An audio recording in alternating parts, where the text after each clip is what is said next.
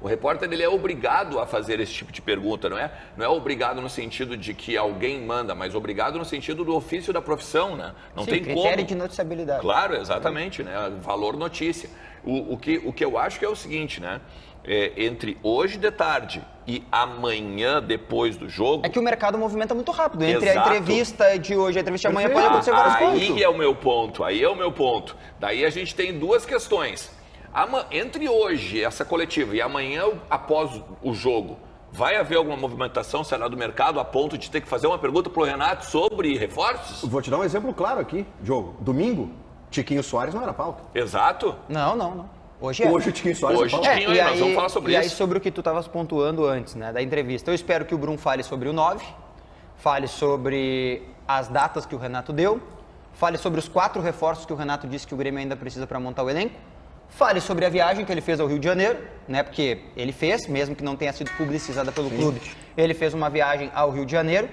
Acho também que o Antônio Brum, pelo exercício do cargo, tem que falar sobre algumas questões que estão perambulando, né, no meio, como a manifestação do Renato sobre a ilusão, que segundo o Renato, né, falou, a imprensa está ilusionando o torcedor, ou iludindo o torcedor, né, sobre algumas questões, né, de jogadores.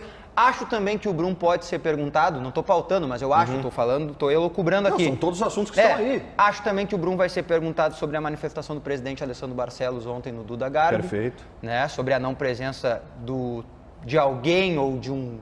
Né, porque ele não cita o nome do Renato, né, mas ele fala de a não presença por jogar futevôlei, né, eu acho que ele também vai ser perguntado sobre isso. Aliás, achei um desrespeito com o Renato, né, o presidente não tinha nada que falar sobre isso.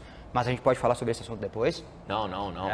Mas só um pouquinho, ele rebateu uma corneta cara, do Alberto Guerra. É que aí que tá. O Ribeiro tem uma tese muito boa. A tese do Ribeiro, para mim, é a melhor. E ela se encaixa perfeitamente aqui.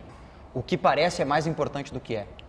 O que pareceu é que o presidente Guerra deu uma corneta no Eduardo Cudê. E aí o que parece é muito mais importante do que é. Mas para quem estava lá naquele dia, na entrevista do Alberto Guerra, na reapresentação do Grêmio, foi uma clara manifestação direta ao Renato. Foi uma brincadeira dos dois. Não, okay. E aí é aquela coisa, pareceu pro Eduardo Cudê... Mas é que é dúbio, pareceu, né? E Mas isso, é que é dúbio. tu deixou aberto. O que disse o Guerra? O que disse o Guerra nesse dia? Ele disse mais ou menos assim, que bom que tu tá aqui, né?